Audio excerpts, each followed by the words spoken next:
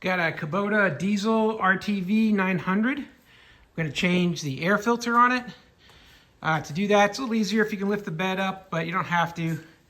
It's right here behind this plastic cover. Just going to undo these latches. Take that cover off.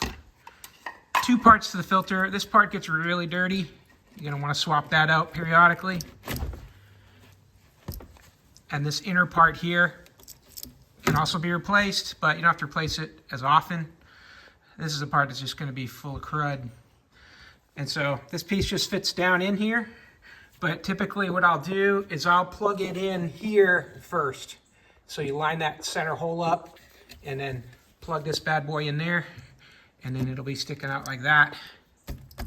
Get it in there the right spot, because what you'll find is when you're putting these back in, they can be really snug, and so you're going to want to know that you got this seated in the right spot, and then this needs to come into about here in terms of depth for that cover to latch back on.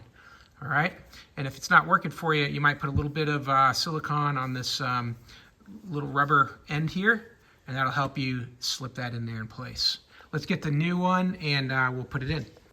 Here we got the new filter. It's a Kubota brand OEM part. It's got the metal on the sides here and got the rubber ends. So I'm going to go ahead and put our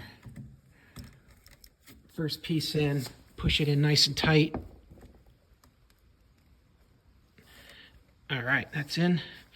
And then I take the other end here, slide this in.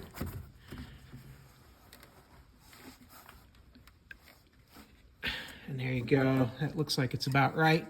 Sometimes that can be tough to push in, and then when you do, this won't latch. So now when you're doing this, you see up. You want to make sure this is in the up position. That keeps this down. So if water got up in there, it would drain back out. It only takes air in from this really small hole and filters that through. Your diesel needs a lot of air, so you're going to want to use a lot of good filters. Don't let it get too crudted up. Check this thing every so often. You can bang it off and clean it, but this one's pretty toast, so got a new one. Hey, I hope that helps learn how to change the air filter on your Kubota RTV900 diesel. Hope you have a great day.